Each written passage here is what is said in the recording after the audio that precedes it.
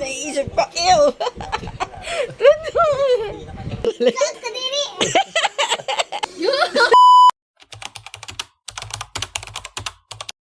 Ayan, kita niyo yung aking asawa na sobrang saya habang may pinapakita sa cellphone.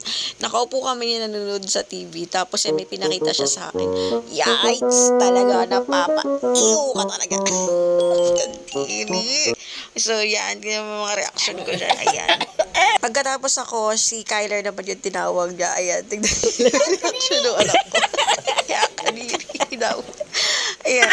At ayun, tuwan-tuwa siya sa kanyang mga pinagagawang kalokohan. Kasunod na tinawag niya yung panganay kong anak niya, si Kisha. Ayan.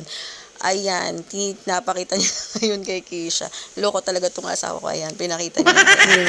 Ayan ang reaction naman ni ate. Hindi kasi naman talaga yung itsura na talaga as in. So, sa mga kumakain dyan ngayon at hindi nyo talaga kain tignan at yan, wag nyo na lang panoorin. Watch at your own risk kasi itong video na to.